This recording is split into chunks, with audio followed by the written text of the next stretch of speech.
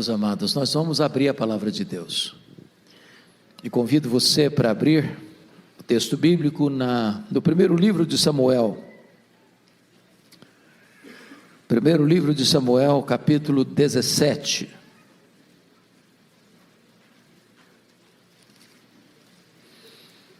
Esta é uma narrativa bíblica bem conhecida de todos.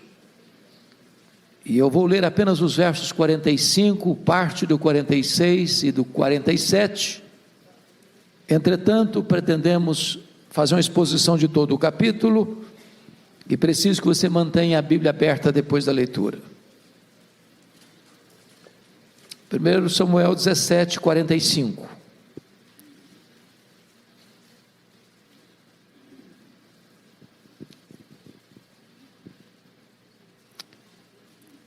Davi, porém, disse ao filisteu, referindo-se a Golias: Tu vens contra mim com espada e com lança, e com escudo. Eu, porém, vou contra ti em nome do Senhor dos exércitos, o Deus dos exércitos de Israel, a quem tens afrontado. Hoje mesmo o Senhor te entregará nas minhas mãos. Parte B do verso. E toda a terra saberá que há Deus em Israel. Saberá toda essa multidão que o Senhor salva, não com espada, nem com lança, porque do Senhor é a guerra, e Ele vos entregará nas nossas mãos. Amém. Essa é uma das narrativas mais conhecidas da Bíblia. Esse é um dos textos clássicos da Bíblia para tratar de uma batalha, de uma guerra espiritual. E eu preciso dizer a você nesta noite que, seja do ponto de vista real ou figurado, os gigantes ainda existem. E eles são muitos. E eles são atrevidos. E eles são insolentes. E eles teimam em se colocar no nosso caminho para nos assustar, para nos intimidar, para nos fazer correr com as pernas bambas de medo. Gigante é tudo aquilo que parece ser maior do que você. Gigante é tudo aquilo que intimida você. Há gigantes que estão fora de nós. Há gigantes que estão dentro de nós. Há gigantes que nós os criamos no laboratório do medo, e eles se levantam como fantasmas para nos assustarem. Um gigante pode ser uma pessoa, uma circunstância, um sentimento, um trauma, uma doença, uma perda, uma decepção, um luto. Eu não sei quais são os gigantes que você enfrenta, mas eu quero lhe dizer que Deus não chamou você para ter medo dos gigantes, para medir a altura dos gigantes, para fugir dos gigantes. Deus chamou você para vencer os seus gigantes.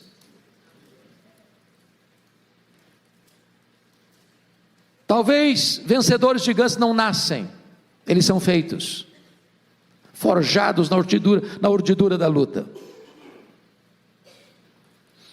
Thomas Alva Edison, que foi um grande cientista, disse certa feita que as nossas vitórias são construídas de 10% de inspiração e 90% de transpiração. Tem trabalho, tem suor, tem lágrimas. Esse próprio cientista, dizem os seus biógrafos, que quando ele era pequeno, a escola o devolveu, não tinha os mesmos direitos que se tem hoje. E quando ele perguntou para sua mãe: por que, mamãe, que a escola me rejeitou? Sua mãe respondeu: é porque você é muito inteligente, filho. Seus coleguinhas não vão conseguir acompanhar você. Eu vou investir em você. E investiu mesmo. E Thomas Alva Edison veio se tornar o maior cientista de todos os tempos, no sentido de registrar patentes. Cerca de 1000 patentes. Muitas invenções, dentre elas a lâmpada elétrica. Muitas pessoas têm enfrentado seus gigantes e vencido os seus gigantes. Por exemplo, John Milton ficou cego aos 50 anos de idade.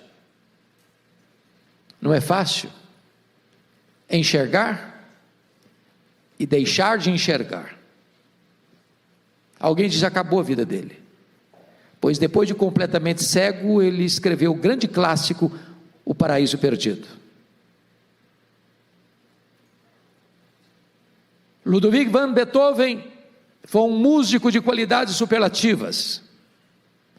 Sua família tinha sérios problemas de formação genética. Quando a sua mãe engravidou, o médico recomendou a ela interromper a gravidez. Ela corajosamente manteve a gravidez. Nasceu Ludwig van Beethoven, um músico excelente, mas por uma surdez progressiva, aos 46 anos de idade, ele ficou completamente surdo. Parecia o fim para a carreira de um músico. Mas depois de completamente surdo, ele compôs as suas mais importantes sinfonias. Venceu o gigante da surdez. Talvez a mais celebrada compositora evangélica de todos os tempos foi Fanny Crosby. Fanny Crosby compôs cerca de 8.000 hinos. Cantava todos eles de cor. Praticamente conhecia todo o Novo Testamento de cor. Essa mulher viveu 92 anos. Porém, ficou cega por um erro médico na 6ª semana de vida. Passou toda a sua história na escuridão. Mas ela inspira e consola milhões de pessoas com as suas músicas ainda hoje. Que segurança tenho em Jesus, pois nele gozo paz, vida e luz. Quer estar ao pé da cruz, que tão rica fonte. Hinos de Fanny Crosby. Venceu o gigante da cegueira. Quais são os seus gigantes? Hoje Deus está aqui convocando você para enfrentar e vencer esses gigantes. Esse texto nos fala de uma guerra. Israel está lutando contra os filisteus. Os filisteus foram os mais terríveis inimigos de Israel por séculos. Oriundos da região do Mar Egeu, migraram para Israel na região costeira ocidental, na parte próxima ao Mediterrâneo. Nunca foram vencidos por Israel, senão no período de Davi. Eles eram muito mais preparados militarmente, eles tinham carros de ferros, eles eram numerosos e muito valentes na guerra. E agora, de um lado está o exército de Israel, do outro lado estão os filisteus. Na hora do enfrentamento, do embate, da conflagração, diz a Bíblia que levanta um duelista do lado dos filisteus, chamado Golias, um homem de 3 metros de altura, trajando uma armadura de 60 quilos, a ponta da sua lança pesava 6 quilos, havia um escudeiro na sua frente, e esse homem insolentemente disse para os soldados de Israel: não é preciso lutar, dê-me um homem para lutar comigo, se ele me vencer, nós serviremos vocês, se eu vencer, vocês nos servirão. E diz a Bíblia que durante 40 dias, 2 vezes por dia, esse duelista filisteu desafiou o exército de Israel, e todos fugiram de medo. O moral do exército de Israel estava baixo. Porém, na hora da debandada geral, no 40º dia, Na 80ª vez, chega Davi no acampamento, para levar provisão para o comandante e para os seus irmãos, e ele quer saber o que está acontecendo. E informam para ele: tem um gigante, um duelista, um homem experimentado na guerra, que está nos humilhando, nos afrontando. Ele é imbatível, ele é invencível, ninguém pode lutar com ele.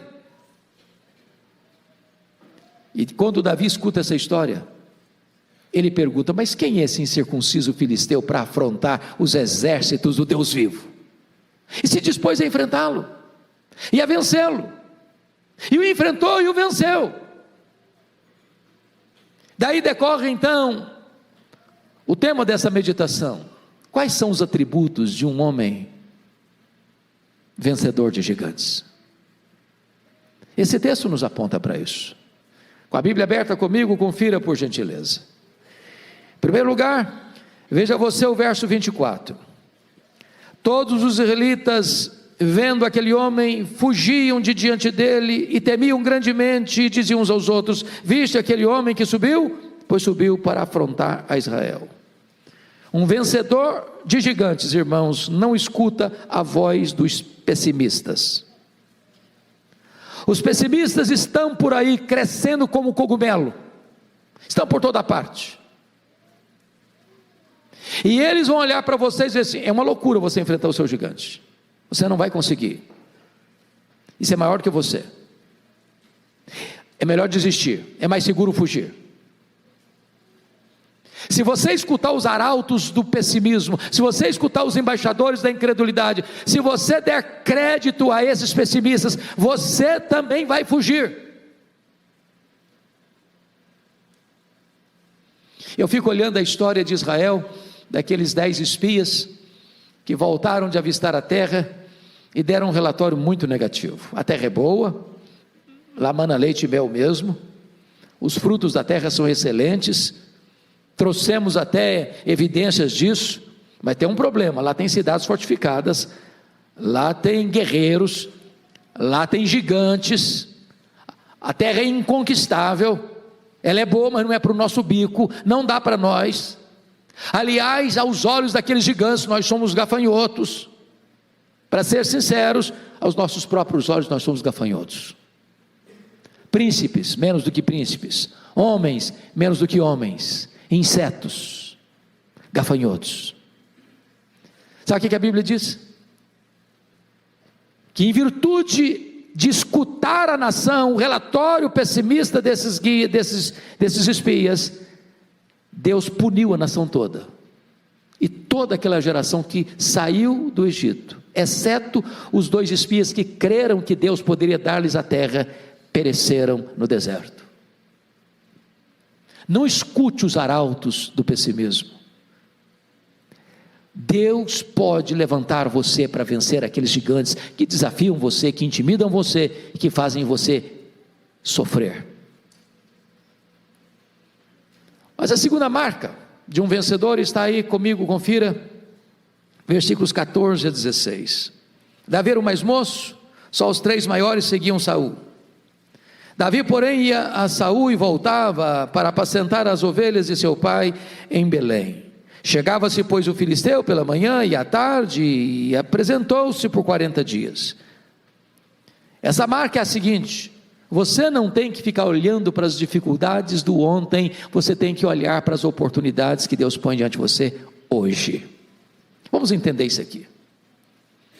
Quando Abner, comandante do exército de Israel, vai à casa de Jessé para alistar alguns de seus filhos para serem soldados, para defender a nação, ele escolhe os 3 mais velhos. Davi não foi escolhido nem lembrado. Talvez alguém dissesse: olha, esse Davi não tem idade para ser soldado, ele não tem cancha para ser soldado, ele não tem preparo para ser soldado, ele não tem porte de soldado. Mas o único homem que teve coragem de enfrentar o gigante, nem lembrado foi. Eu conheço muita gente doente, emocionalmente doente, porque um dia não foram lembrados, porque ninguém acreditou nele, não acreditou nos seus dons, não acreditou nos seus talentos, foi abandonado, foi esquecido.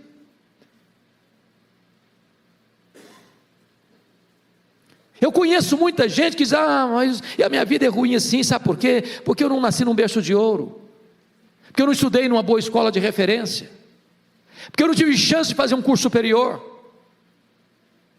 Ficam lamentando os problemas do ontem, quando Deus quer que você olhe para as oportunidades que Ele está dando para você hoje. Leia a Bíblia, leia a história, você verá que os grandes vencedores não nasceram em berço de ouro, foram forjados na urdidura da luta. Não importa o seu grau de instrução, não importa o seu berço, se de ouro ou berço de palha, o que importa é que Deus pode levantar você na sua geração, para ser uma bênção e para ser um vencedor de gigantes. Terceira marca de um vencedor de gigantes. Confira comigo os versos 28 a 30. Ouvindo Eliabe, seu irmão mais velho, falar àqueles homens, acendeu-se-lhe a ira contra Davi e disse: por que desceste aqui? E a quem deixaste aquelas poucas ovelhas no deserto? Bem conheço a tua presunção e a tua maldade, desceste apenas para ver a peleja. Respondeu Davi: que fiz eu agora? Eu fiz somente uma pergunta. Desviou-se dele para outro e falou a mesma coisa. Terceiro lugar, irmãos, um vencedor de gigantes é alguém que precisa aprender a lidar com seus críticos. Nos meus 41 anos de pastorado, preciso reconhecer que eu não conheço ninguém que se levantou ou foi levantado por Deus, melhor dizendo, para uma grande obra, que não tenha enfrentado críticas. Quem tem medo de críticas não serve a Deus. Quem tem medo de críticas está mais interessado nos aplausos humanos do que na glória de Deus. Agora é verdade que há críticas e críticas. Tem crítica que vem para ajudar você, para impulsionar você.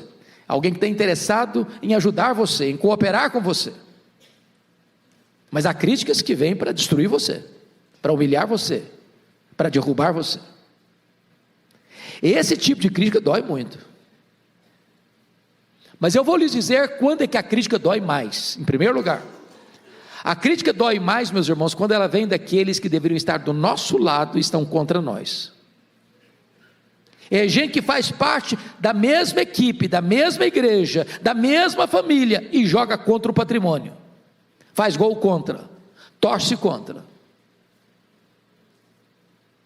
Notem vocês que Eliabe é irmão de Davi, é sangue de Davi, é carne de Davi, e está contra Davi. A gente chama isso de fogo amigo. É gente que puxa o tapete. Quando uma pessoa próxima de você critica você, isso dói mais do que quando um estranho critica você. Se você passando pela rua, recebe uma fechada, e alguém fala um palavrão para você, faz um gesto obsceno para você, você fica irritado 30 segundos, dobrou a esquina, você não sabe quem é a pessoa, não sabe de onde ela vem, para onde ela vai, já esqueceu. Agora quando alguém da sua família cutuca você, critica você, tenta humilhar você, isso dói. Segundo, sabe quando a crítica dói mais? É quando ela vem daqueles que nos conhecem há muito tempo. O Eliabe era o mais velho, o Davi era o caçula, eles eram 8 irmãos. Eliabe viu Davi nascer, viu Davi crescer, e apesar disso criticava Davi. Na verdade, meus irmãos, o que incomoda os críticos não são seus defeitos, são suas virtudes. O que o crítico não tolera é que você seja honrado e ele não. É por isso que Eliabe está criticando Davi. Terceiro lugar, sabe quando a crítica dói mais? Quando ela é contínua, quando ela é contumaz. Olha comigo o versículo de número 29, aliás, versículo 29, quando Davi pergunta assim: que fiz eu agora? Eu só fiz uma pergunta. Sabe o que significa isso? Davi está perguntando para o seu irmão assim: ô Eliabe, até quando você vai ficar no meu pé? Quando você vai me dar descanso? Para com isso, rapaz. Esse tipo de crítica, como uma goteira, incomoda. Ou, irmãos, às vezes tem gente, até na igreja, que parece que tem até um ministério, sabia? É o ministério da crítica. Ele acha que vai resolver o mundo com as críticas dele. Pode acontecer tudo direitinho, não tem um elogio. No dia que as coisas não saírem do jeito que ele queria, lá vem a crítica. Sabe quando a crítica dói mais? Em quarto lugar, quando ela vem envelopada em destempero emocional. Olha o versículo 28. Acendeu-se a ira de Eliabe contra Davi. Uai, mas o que o Davi fez para o Eliabe para ficar irado? Fez nada. Mas por que ele está irado contra Davi? Sabe por quê? O Eliabe ficou pensando assim: e se esse menino enfrenta esse gigante e vence esse gigante, como é que vai ficar a minha cara? Eu sou mais velho, eu sou soldado, já tem até uma patente aqui na minha farda. Sabe o que irrita os críticos? É a possibilidade de você vencer. Sabia que a psicologia humana prova que você e eu temos mais facilidade de chorar com os que choram do que nos alegrarmos com os que se alegram? Tem gente que não fica feliz porque a igreja Pinheiro está crescendo. Tem gente que não fica feliz quando você vê alguém rompendo na vida. Tem gente que fica incomodado porque Deus está abençoando o seu trabalho. Isso é o crítico. Mas sabe quando a crítica dói mais? A crítica dói mais quando o crítico tem a síndrome de Deus. Sabia disso, que o crítico tem síndrome de Deus? Olha o versículo 28. O Eliabe perguntou assim para o Davi, disse assim acerca do Davi: bem conheça a tua presunção e a tua maldade. Você veio aqui só para espiar essa peleja. Meus irmãos, isso é um juízo de valor. Isso é foro íntimo. Presunção e maldade só Deus conhece. Mas o crítico julga suas palavras, julga suas obras e julga suas intenções. A grande pergunta é: será que Eliabe tinha razão? Será que Davi estava ali mesmo porque ele era presunçoso? É isso mesmo? Vamos entender?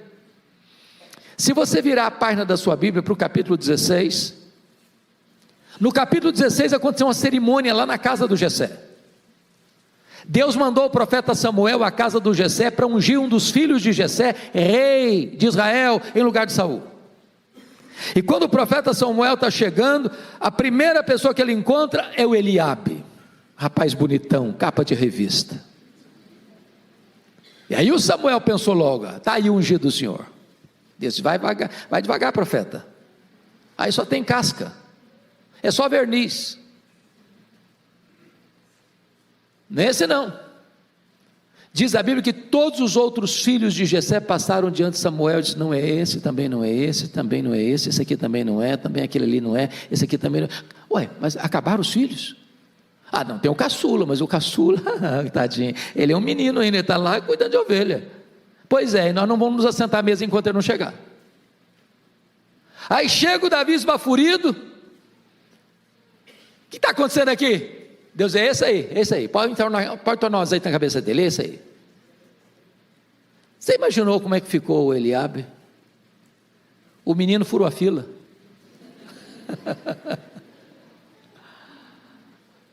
Agora, preste atenção nisso. Os 3 mais velhos estão na guerra. O Jessé dá um recado para o Davi: ô meu filho, deixa as ovelhas aí sob cuidado de alguém, vem cá, preciso de você. Ô filho, eu preciso que você leve esses pães e esses queijos para o comandante e para os seus irmãos. Davi poderia ter dito assim para o seu povo: papai, eu acho que o senhor não está entendendo nada. O senhor não sabe o que aconteceu aqui em casa, não? O senhor não sabe que eu sou o futuro rei de Israel, não? O senhor não sabe que agora eu preciso preservar minha imagem? Ué, mas o que é isso? Ué? Eu me dá um agora de office boy? Como é que fica a minha imagem? E a minha reputação? Vou não, o senhor arranja outro. Agora eu tenho que manter a pose. Portanto, quando Davi vai, ele é humilde, não presunçoso. O problema é que o crítico transforma a sua virtude em defeito, e critica a sua virtude como se defeito fosse. Sabe quando a crítica dói mais? Em último lugar, a crítica dói mais quando o crítico quer humilhar você diante das outras pessoas. Olha a pergunta do Eliabe no verso 28. Ô menino, com quem você deixou aquelas poucas ovelhas no deserto? O que ele está falando aqui? Trocando em miúdos, sabe o que ele está dizendo para Davi? Menino, recolha-se a sua insignificância. Coloque-se no seu lugar, rapaz. Quem é você?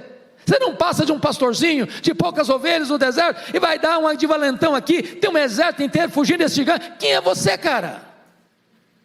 Enxerga-se. O que ele está fazendo? Humilhando Davi diante dos soldados de Israel. Deixa eu dizer uma coisa a você muito séria. A única maneira de você lidar com seus críticos é fazer o que Davi fez. O que Davi fez? Confira o versículo 30. Está escrito aí: desviou-se dele para outro e falou a mesma coisa. Se você escutar os críticos, você perde a alegria, você perde a paz, você perde o sono, você perde o apetite, você perde a saúde, você perde o foco. Não gaste tempo com os críticos. Deus chamou você para vencer os gigantes.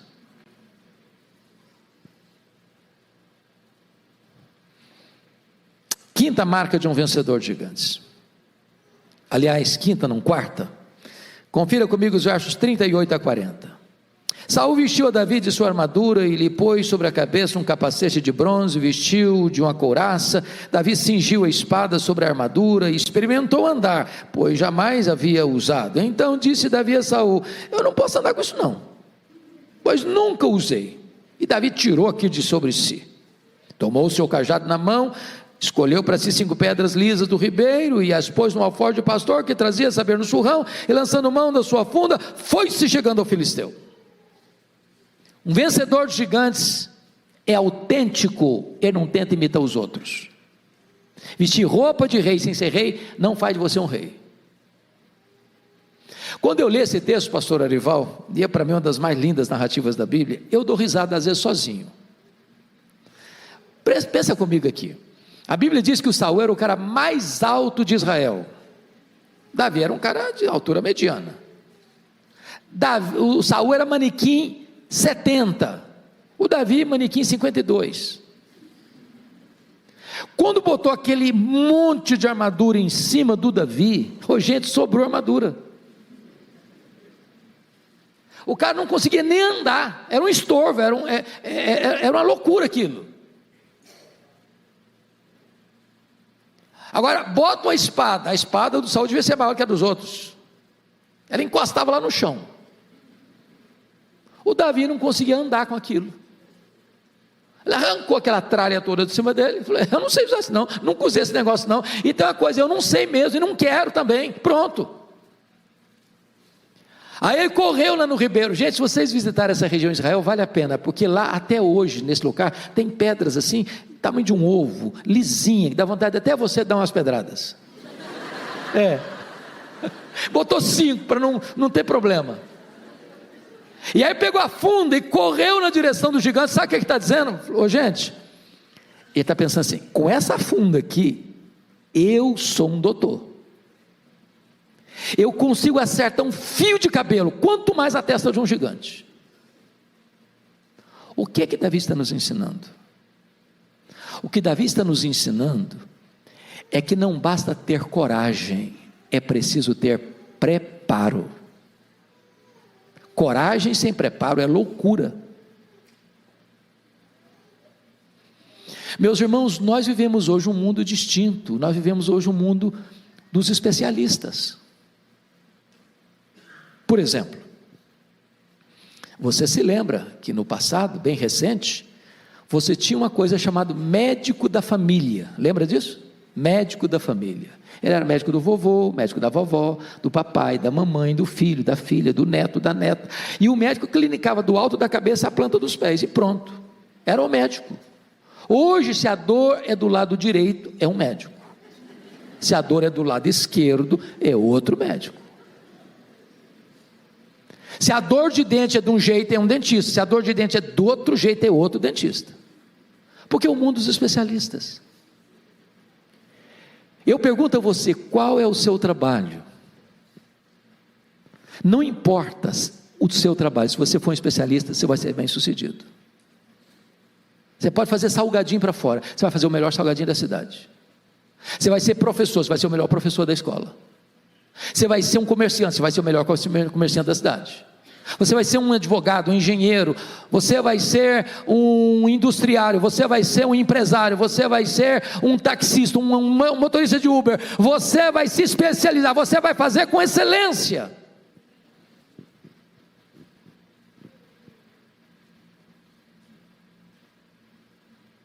Quando Davi pegou aquela pedra não era pedra, era um míssil. Era um projétil. Ele não está fugindo, ele está caminhando na direção do gigante. Mas, em quinto lugar, um vencedor de gigante, irmãos, está aí no versículos 45 a 47, nós não vamos ler agora porque lemos no começo. O vencedor de gigantes é aquele que reconhece que, apesar do seu preparo e da sua coragem, quem dá a vitória é Deus.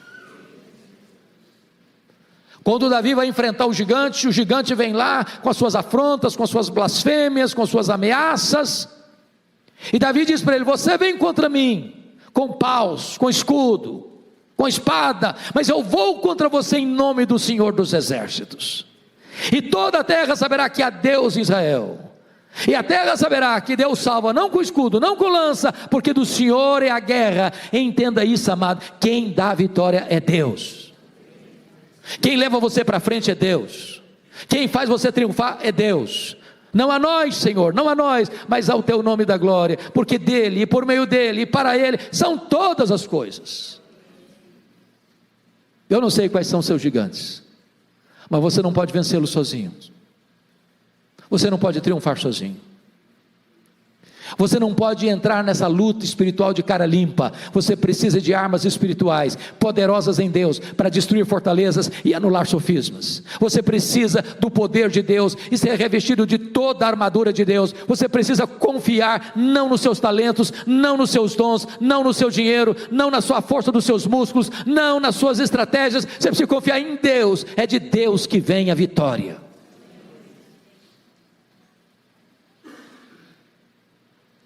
Sexto lugar, um vencedor de gigantes. Confira comigo o verso 48, por favor. Sucedeu que, dispondo-se o filisteu a encontrar-se com Davi, este se apresentou e, deixando as suas fileiras, correu de encontro ao filisteu. Um vencedor tem pressa para vencer. Compare o 48 com 24, por favor. Está escrito 24, todos os israelitas, vendo aquele homem, fugiam de diante dele, e temiam grandemente. Mas o 48 diz, correu Davi de encontro ao filisteu. Qual a importância disso aqui, irmãos? A Bíblia diz que a esperança que se adia, adoece o coração. Tem problemas na nossa vida, irmãos, que vão ficando encruados, porque a gente está adiando, empurrando com a barriga, escondendo debaixo do tapete. É aquela conversa, é aquele confronto, é aquele perdão, é aquele acerto, é aquela decisão. Tem um ditado aqui no Brasil, muito conhecido de todos nós: é melhor você ficar vermelho meia hora do que amarelo a vida inteira. Então tome decisão. Pare de ficar adiando as coisas. Tenha pressa para vencer. aquele pecado que tenazmente assedia você, peça a Deus: Senhor, eu não vou ficar mais com a coleira no pescoço do diabo, não, vou vencer em nome de Jesus, vamos romper com isso, aquele vício que domina você, que escraviza você, em nome de Jesus, você vai vencer. Gente viciada em pornografia, que todo dia, toda hora, está lá, se alimentando de lixo, em nome de Jesus, toma a decisão de matar esse gigante, de vencer esse gigante na sua vida. Está na hora de você parar de adiar a solução dos problemas, enfrentá-los, vencê-los, não na sua força, mas na força do Deus onipotente.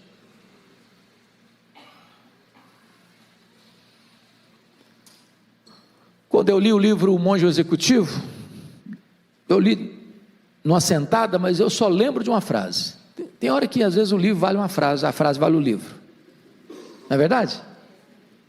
E o que valeu o livro para mim foi essa frase: você não é o que você fala, você não é o que você sente, você não é o que você promete, você é o que você faz. Domingo após domingo a gente chega aqui, e a gente escuta, e a gente escuta, e a gente escuta. É preciso tomar decisão. Decisão. Mas em último lugar, sétimo lugar, confira comigo o verso 52.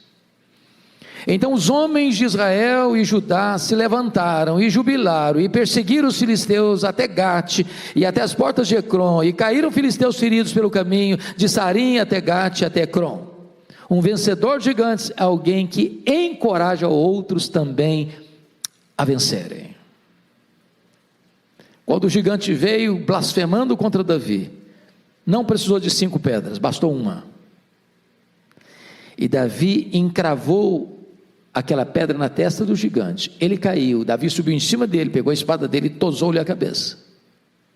Então os soldados de Israel, acovardados até então, cobraram ânimo e entraram na peleja e tiveram a vitória.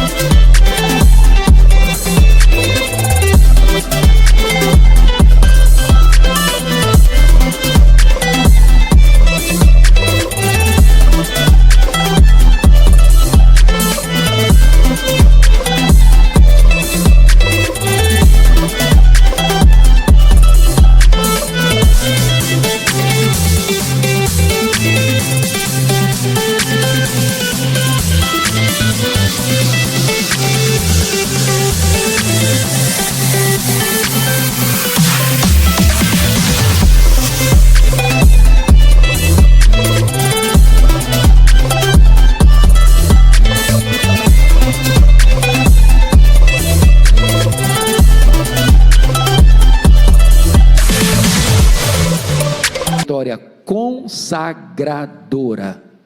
Me permita dizer isso. Às vezes a luta é carreira solo, mas a celebração da vitória deve ser coletiva. Não basta apenas você vencer, você precisa encorajar outros também a vencerem. Irmãos queridos, nós ainda temos nessa questão da pandemia muita gente que ficou com medo de voltar para a igreja. Graças a Deus aqui em Pinheiros é pouca gente, né, pastor? Graças a Deus. Mas por onde eu ando, por onde eu passo, eu escuto relatórios até negativos. Há pouco tempo eu estava conversando com um colega pastor de uma outra denominação, querida irmã, e o pastor falando comigo com lágrimas nos olhos: pastor Hernandes, a minha congregação tinha 80 membros. 80 membros. Quando voltou, 40 deles, a metade deles, 50% da igreja: pastor, pode tirar meu nome, não volto não quero mais. Tem crente que acha que o vírus da Covid está na igreja, e só na igreja. É um perigo entrar aqui.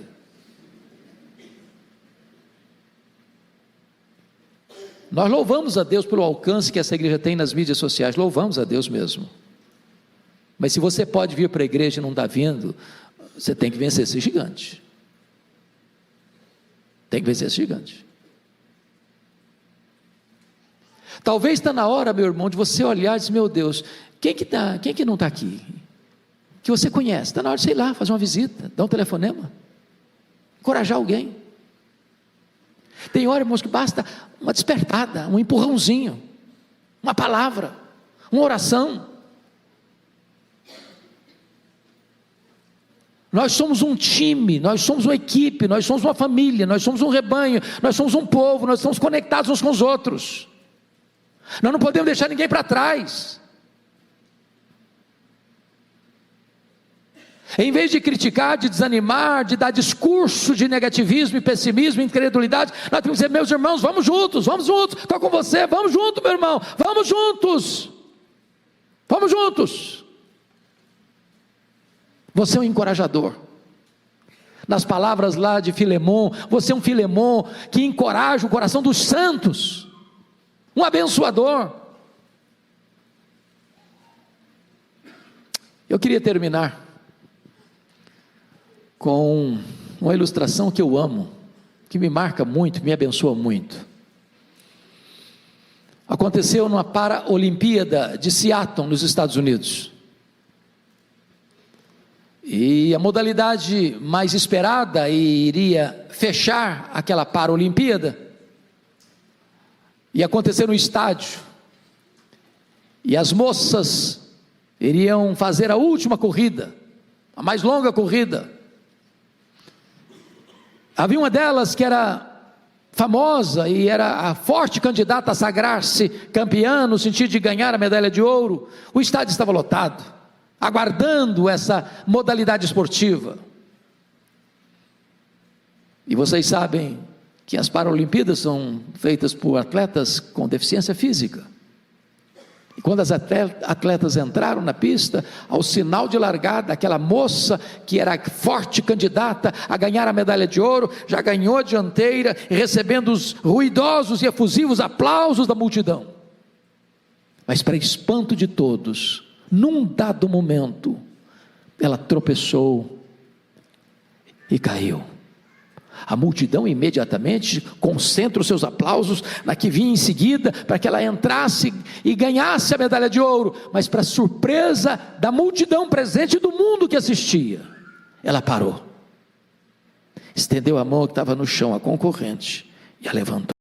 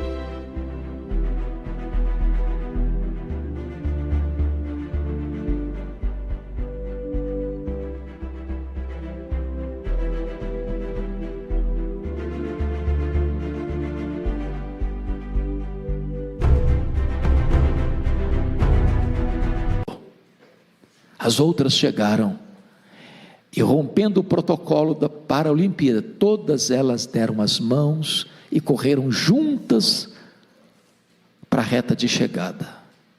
O estádio aplaudiu demoradamente. O mundo foi impactado pelo exemplo delas, mostrando para o mundo uma lição: as vitórias mais importantes da vida são aquelas que nós as compartilhamos com outras pessoas. Mais do que um vencedor, você deve ser também um encorajador. Mas, meus irmãos, eu quero concluir dizendo que o que nos encanta não é Davi. Davi era um homem como você e eu, de altos e baixos, de avanços e recuos, de escaladas e quedas. Davi também teve medo. Davi também se acovardou. Davi também caiu. Davi está aqui hoje. O coração dele bate no nosso peito. O que nos encanta é o filho de Davi, é o Messias, é o Rei dos Reis, Ele é o Senhor dos Senhores. Ele sim é o vencedor invicto em todas as batalhas. Ele sim é o Rei da glória, que entrou em campo para derrotar o diabo, para derrotar a morte, para morrer e ressuscitar, voltar para o céu, derramar o Espírito Santo, está assentado no trono, e Ele vai voltar para buscar a sua igreja.